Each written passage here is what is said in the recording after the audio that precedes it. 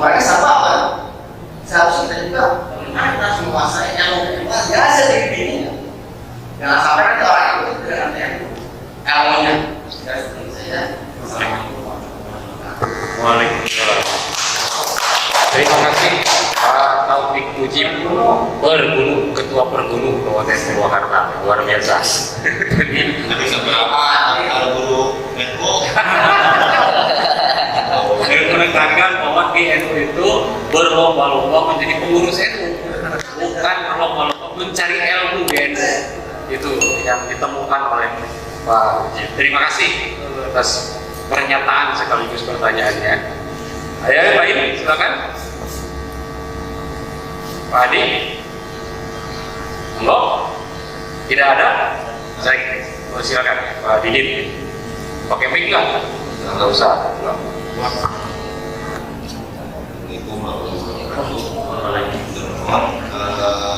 Mencermati tadi yang disampaikan oleh Kang Asep bahwa cara kultur itu Jawa Barat itu asal nama saya bisa ternyata bahwa tradisi orang Sunda itu memang sudah sesuai, jangankan dengan Islam pun sudah sesuai ketika kultur budayanya itu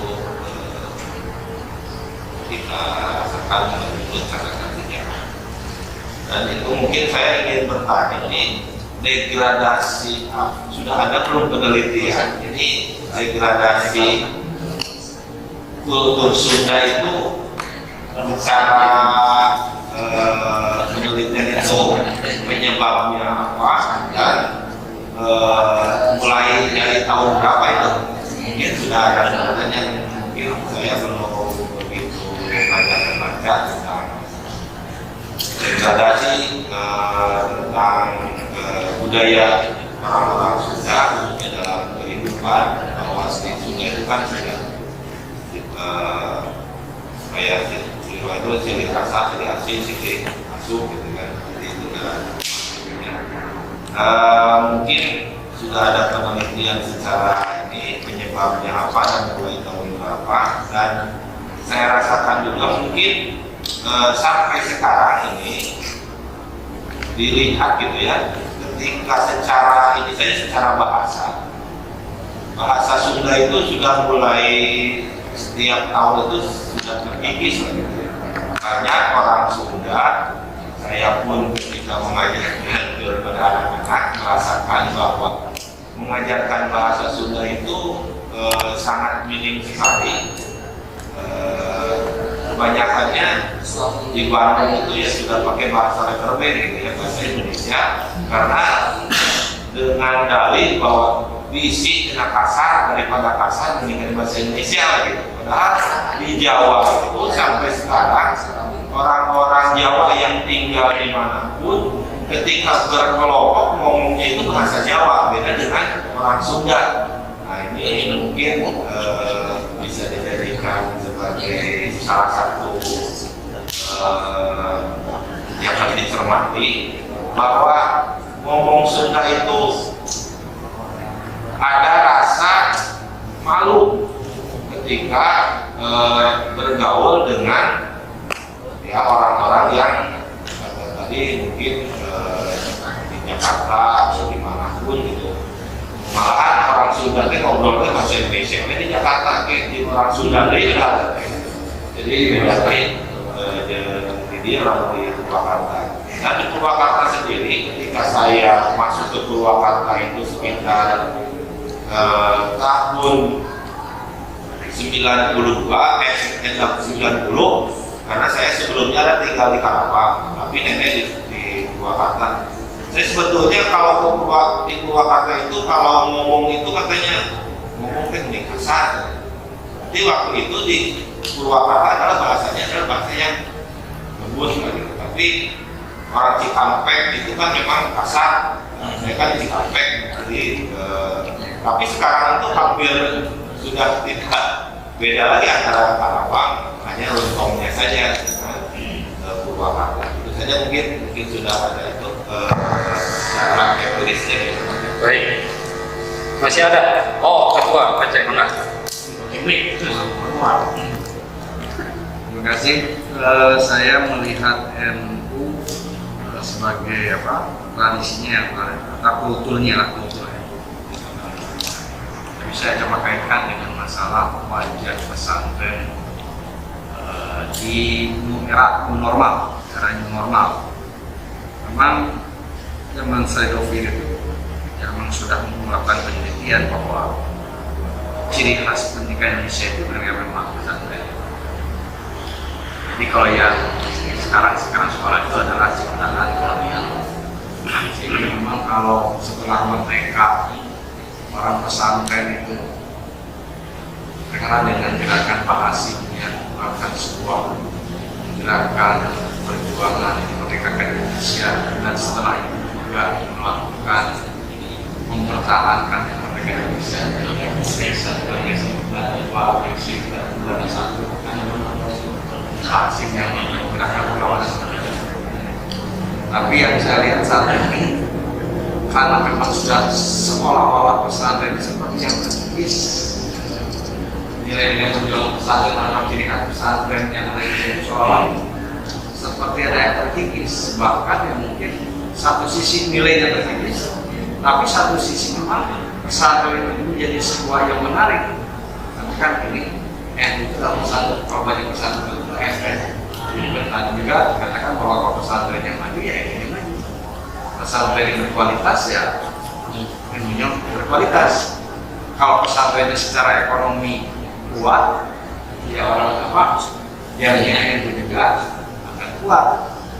Kalau orang pesantren itu berpolitik tidak kuat ya pasti kan pesantren politik kekuasaan ya akan kuat juga orang-orang itu pesantren. Tapi seperti ada sesuatu yang seperti disengaja sejak dari kemerdekaan sampai sekarang. Yang intinya Ridwan Kamil kok bisa mengeluarkan pernyataan seperti itu, bahwa seolah pesantren yang dibangun itu seperti yang momok yang menantikan. Pesantren harus melakukan ABCD, melakukan pendidikan. Padahal banyak sorotan, banyak hal lain dari masyarakat bahwa dalam normal ini rakyat pesantren memang komunitas yang hidup di sana dan juga diberikan musik awal. Kalau ada pengawalan dengan pimpinan pengawalan protokol kesehatan bisa. Karena mereka yang pesantren pulang misalkan pada sawah nanti pulang sebelum lebaran. Nanti sawah datang lagi mereka juga ini jelas dikontrol. Yang tidak mau dikontrol ya di pasar, susah.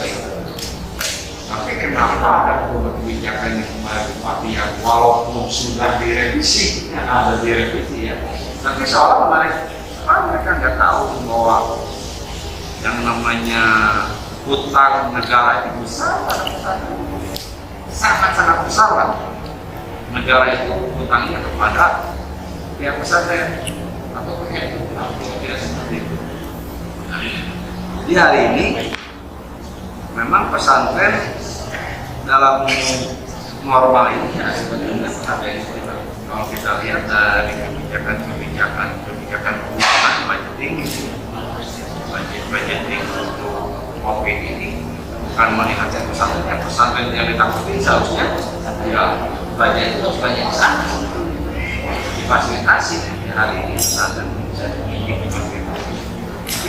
banyak kan mereka di rumah tapi kalau misalkan ya hari ini kan Indonesia adalah pesantren saya lihat bukan tapi Indonesia ini adalah pesantren Indonesia adalah pesantren negara itu berarti Indonesia itu negara kalau ini Sunda adalah itu.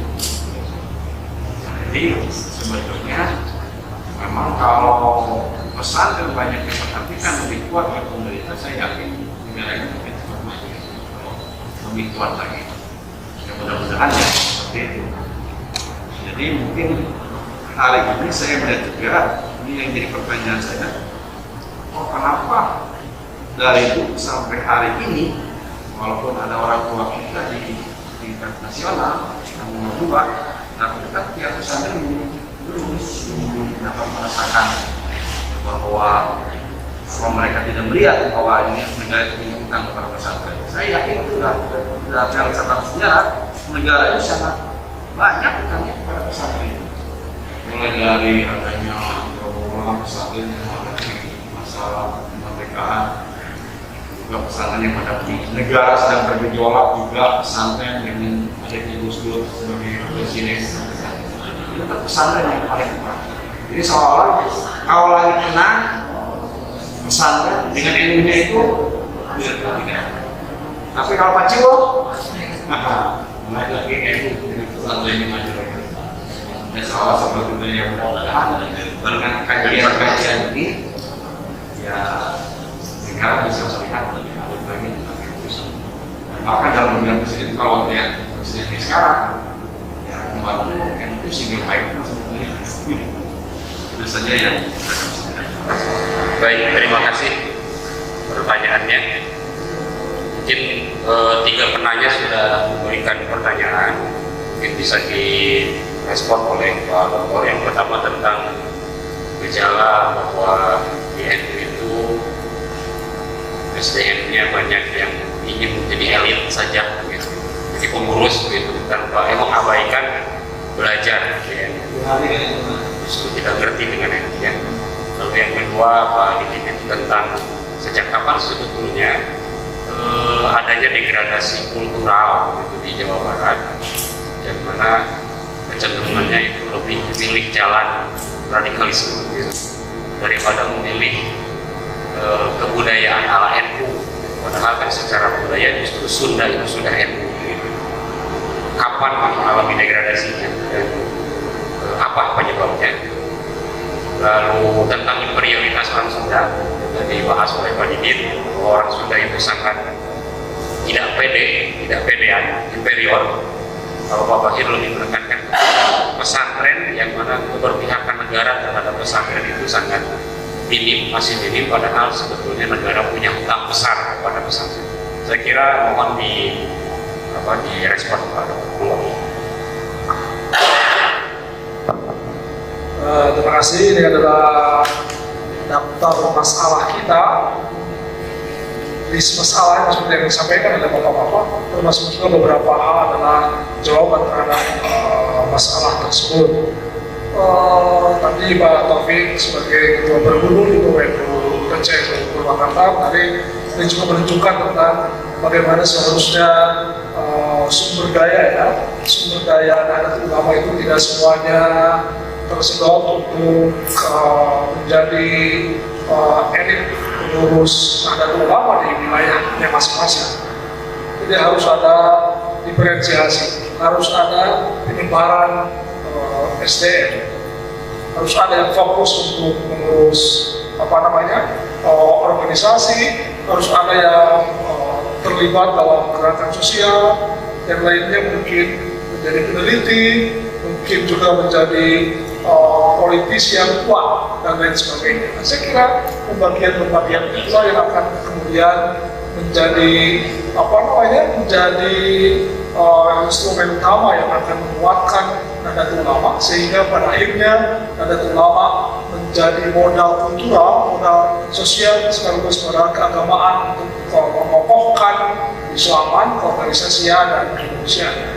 Selama wataknya yang bersifat parsial, hanya ingin menjadi elit politik NU saja, maka selamanya persoalan-persoalan yang tadi akan muncul.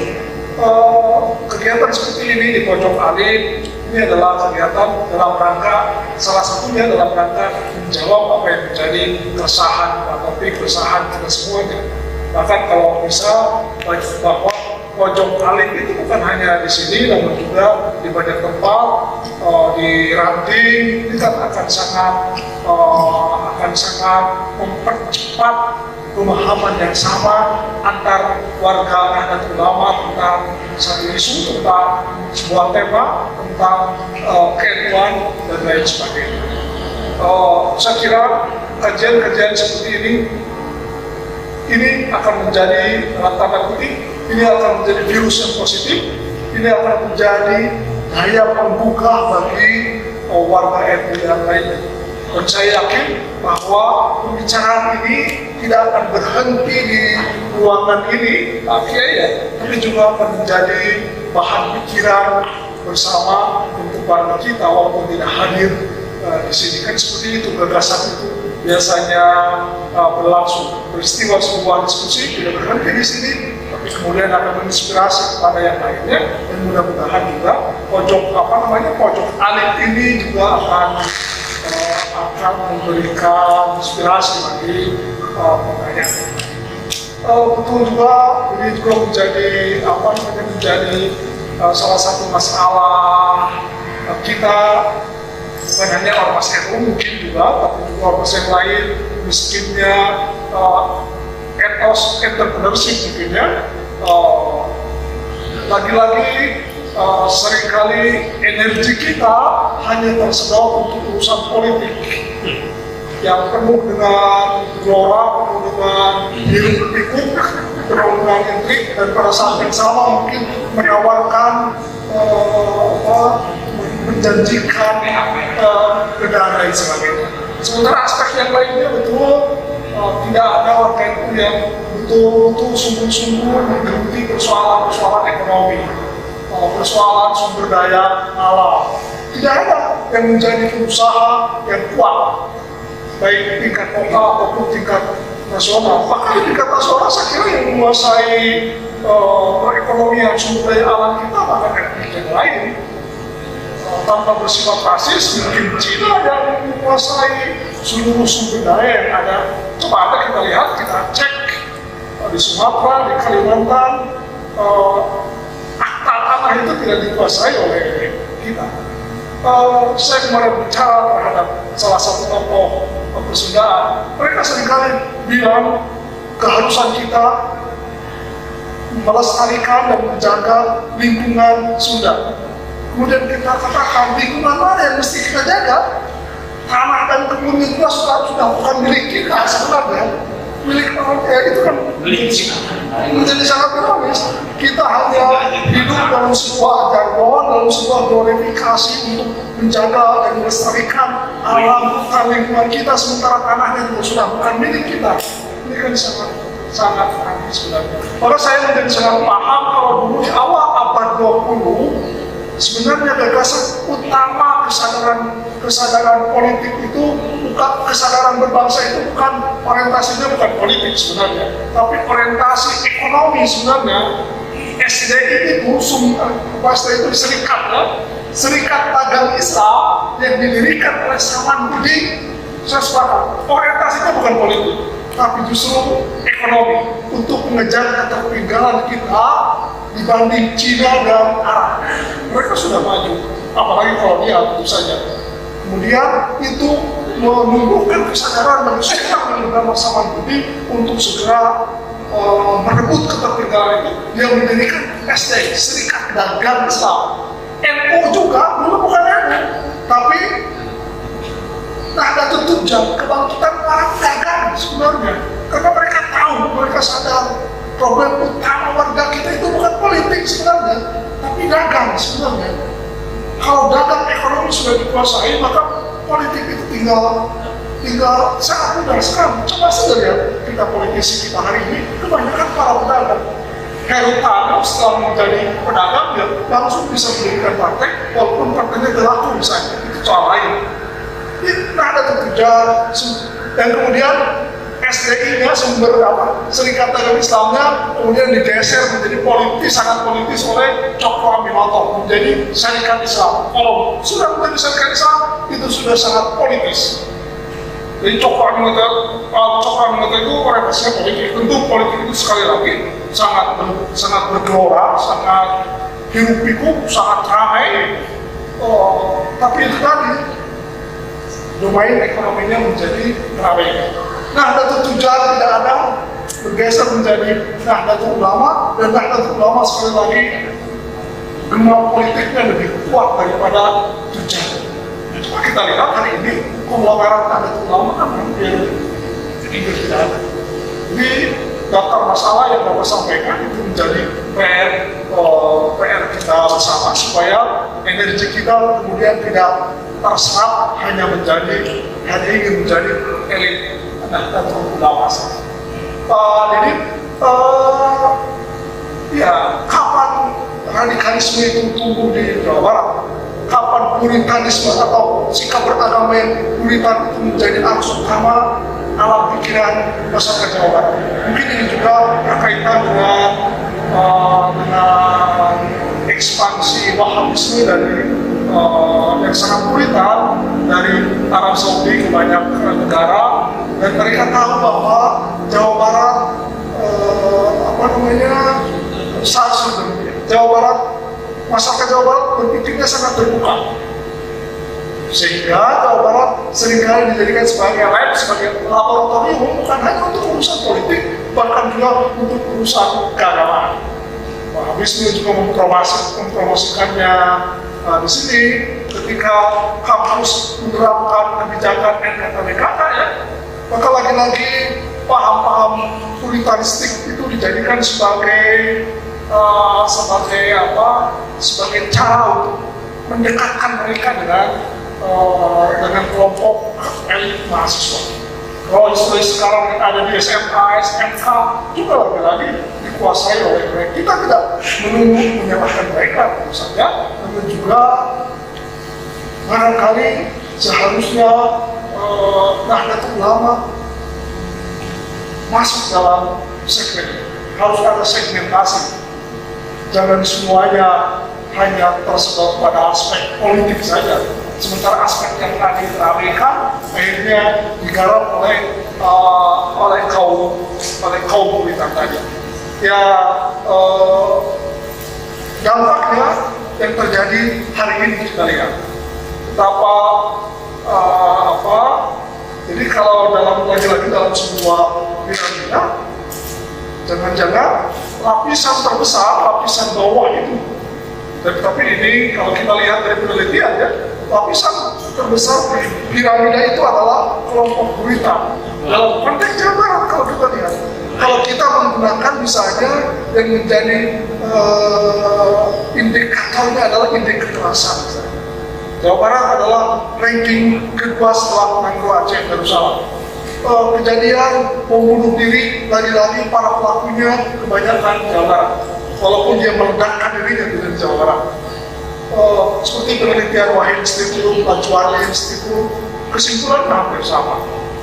Ketika dicek siapa yang menjadi rujukan preferensi keberagamaan dan kemudian survei itu tebar ke masyarakat Jawa Barat, yang muncul ranking pertama itu bukan Kiai Haji Agi Selalu saja, Kiai Haji Ma'ruf Amin, tapi tokoh-tokoh yang kita anggap mereka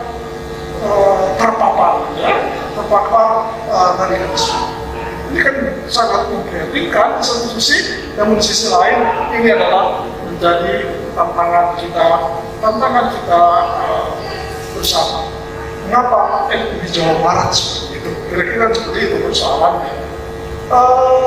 Saya sepakat tadi bahwa kita mengalami masyarakat Jawa Barat, maksud saya mengalami disorientasi kultural, mengalami keterceramkan daya, bahkan untuk berbicara bahasa Sunda pun kita mengalami inferioritas, mengalami rendah diri ya. Kita tidak percaya diri untuk bicara bahasa Sunda. Sekali lagi ini juga menjadi problem budaya ya, Sunda. Jadi kalau di kampung halamannya sendiri kalah, apalagi kalau harus berkompetisi di luar, maka apa yang menjadi catatan Ketua PCNU tadi menjadi benar. Kita mengalami kesulitan untuk mendaftar orang Jawa Barat yang menjadi petinggi negara. Seandainya ada sekalipun mereka tidak memiliki komitmen dengan keterkaitan, keterhubungan dengan warga Jawa Barat. Kira-kira seperti itu. Kemudian pakai kita sepakat yang tadi, ini adalah sekali lagi, ini adalah masalah kita semua yang harus kita selesaikan. Sekali lagi, pendidikan atau pondok pesantren itu adalah hal penting dalam konteks keindonesiaan. Namun hal penting tidak kemudian menjadi otomatis mendapatkan perhatian dan prioritas utama dalam latar politik anggaran negara. Seringkali terabaikan. Dan yang lebih mengenaskan adalah ketika misalnya yang memegang kekuasaan itu orang NU, itu juga sama saja memiliki keberpihakan ke-NU-annya. Padahal NU dalam keyakinan kita merupakan ormas yang paling dicintai oleh Tuhan. Dalam sekian ayatnya Allah hanya menyeru kepada orang NU, ya ayyuhalladzina amanu, itu singkatan Nahdlatul Ulama.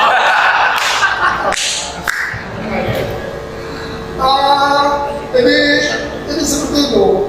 Jadi orang itu santai sebenarnya. Makanya ada yang itu seperti ini. Ada pisang. Artinya yang mau hadir ke pojok kali ke sini, silakan datang bawa konsumsi sendiri dengan bermimpi untuk di ini kan relawan pemerintahan seperti itu. Kalau mau yang mau merokok silakan merokok, ini dipimpin langsung oleh ketua.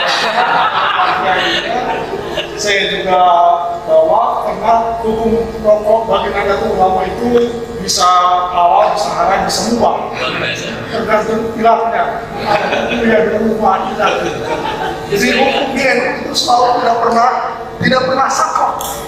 Tidak pernah pasti. Termasuk juga tidak menyesuaikan. Jadi kalau MUI itu biasanya hukumnya serba sakral Pak ya. Dulu ini ya, sedikit. Dulu Kiai Maruf Amin ditanya tentang status sebuah hukum dari sebuah peristiwa. Kemudian dia menjawab, Anda inginnya apa hukum itu? Kemudian dia mengatakan, kalau Anda ingin mendapatkan hukum halal, tanya sama Gus Dur. Kalau ingin hukumnya haram, tanya Kiai Maruf Amin. Jadi ini selalu. Termasuk juga katanya rokok. Rokok itu bagi Muhammadiyah haram atau tergantung mazhabnya. Kalau mazhab Maliki itu artinya dulu ada namanya Malik Pajar. Rokok berapa? Asal juga. Ada lagi paham sapi mari. Kalau ada yang merokok di sebuah ruangan yang bagus, keluar dia sebagai narasumber. Kalau ketika dipimpin oleh Ketua Umum Din Samsudin, rokok itu bisa halal, bisa haram, tergantung merek rokoknya. Kalau rokoknya merek Samsung, dia bisa halal, apalagi kalau ditawarin Din Samsudin.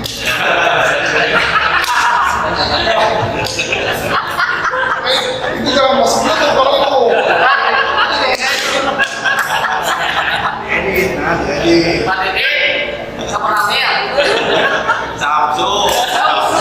Ini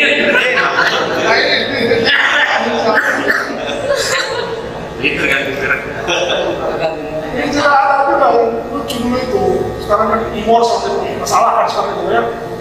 Dulu Gus Dur itu diminta untuk berdoa dalam sebuah rumah karena dia tahu audien itu tahu, jamaah itu tahu Gus Dur itu seorang ketua NU, jamaah ormas terbesar, maka sebaiknya doa itu dipimpin oleh ketua tanfidiyah. Misalnya ada banyak tokoh lintas agama, namun Gus Dur tidak mau. Saya tidak mau memimpin doa ini ditutup dengan doa karena hubungan antara Islam dengan Tuhan itu termasuk hubungan yang paling jauh, yang paling dekat itu, dan itu yang berhak memimpin doa dua agama. Pertama adalah agama Kristen, hubungan dengan Tuhannya, relasinya hubungan anak dan ayahnya. Tuhan Bapa di surga. Yang kedua adalah orang Hindu, hubungannya seperti keponakan dan paman.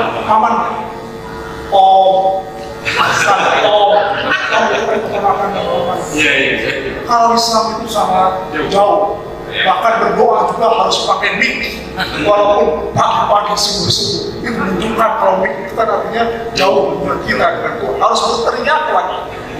Jadi silakan saja yang bukan Kristen sebab mereka hubungannya anak dengan bapak ataupun hubungannya antara ponakan dengan kawannya.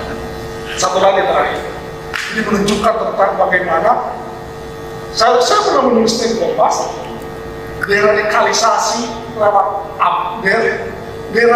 deradikalisasi lewat awal.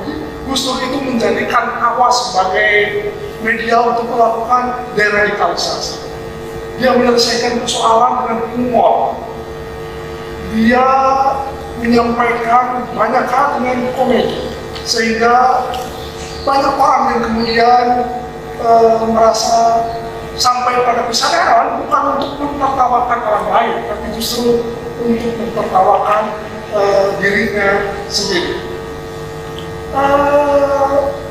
Dia mengatakan aneh sekali demokrasi yang ada di Indonesia ini, memilih presiden yang tidak bisa melihat dan memilih wapresnya yang tidak bisa berbicara.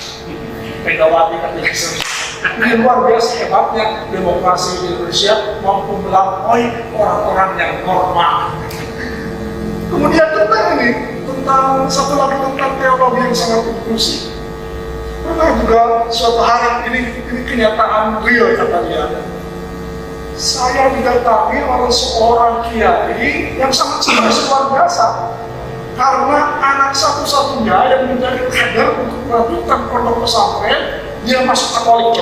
Bapak bayangkan, anak satu-satunya yang dia kader menjadi pelanjut pesantren masuk Katolik. Dia stres luar biasa, dia berdoa di banyak tempat, dia berdoa berkali-kali, tapi tidak pernah terjawab doa itu. Anaknya itu masih kemudian tetap teguh dalam kekristenan.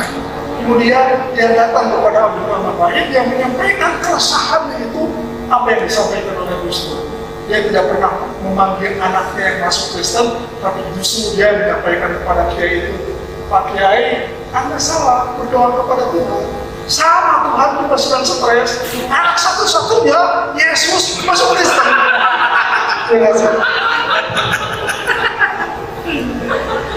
Oke.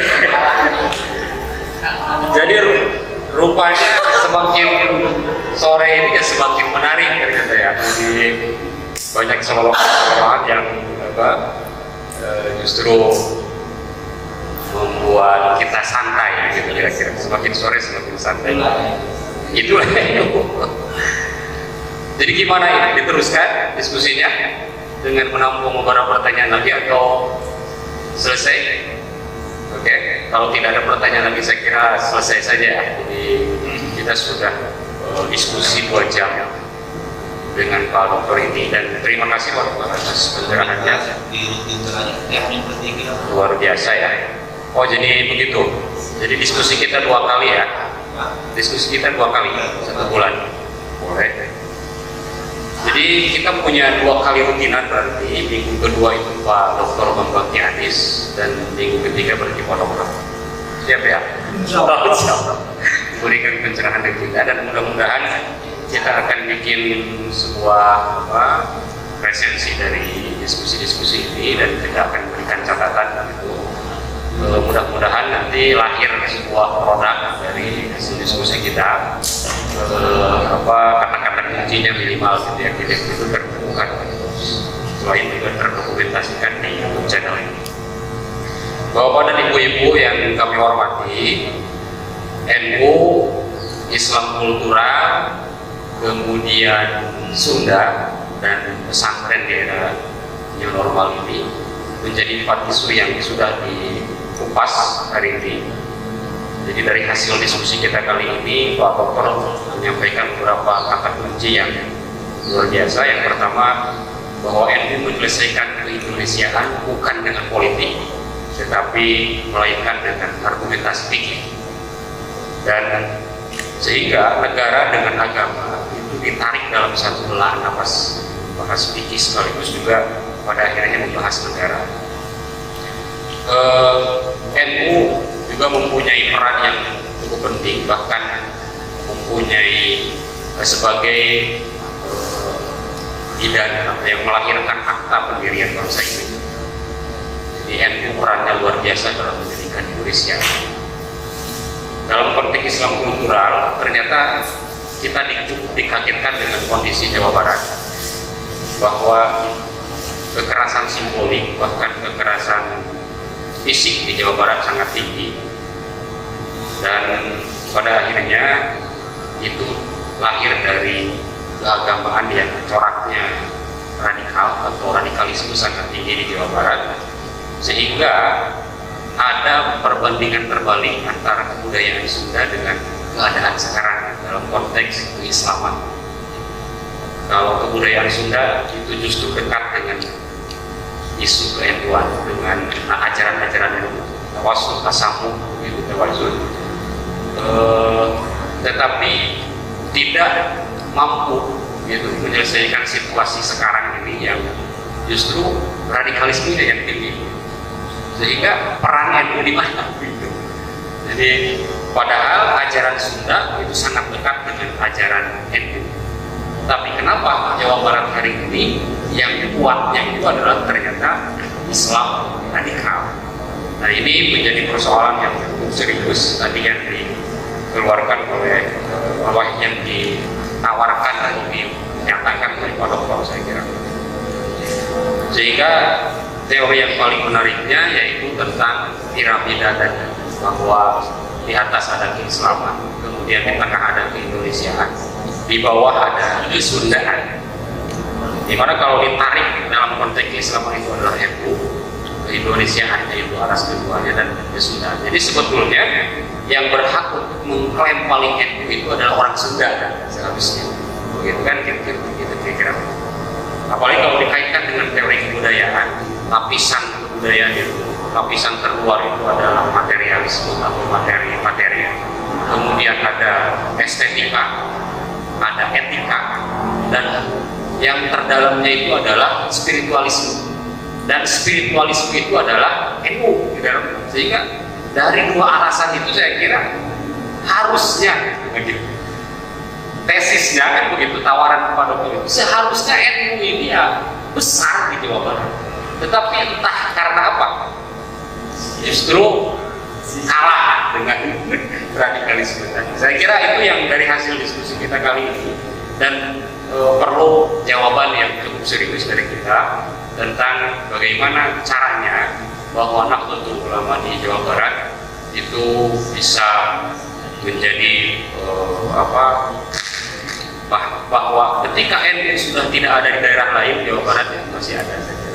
Dan saya yakin NU tidak akan pernah tidak ada di Indonesia ini, karena kalau NU tidak ada berarti Indonesia ini sudah bubar. Saya kira itu, dan saya minta beri aplaus untuk Pak Dokter ini. Kita berdoa kepada Allah Subhanahu wa Ta'ala, mudah-mudahan kita diberikan kesehatan oleh Allah dan diberikan kekuatan sehingga kita senantiasa istiqomah dalam mengawal kajian ini. Rabbana atina fid dunya hasanah wa fil akhirati hasanah wa qina adzabannar. Subhana rabbika rabbil izzati amma yasifun wa salamun alal mursalin walhamdulillahi rabbil alamin. Demikian, kurang lebihnya mohon maaf. Saya ucapkan terima kasih kepada hadirin semua. Dengan ditutup, Allahul muwaffiq ila aqwamit thoriq. Wassalamualaikum warahmatullahi wabarakatuh.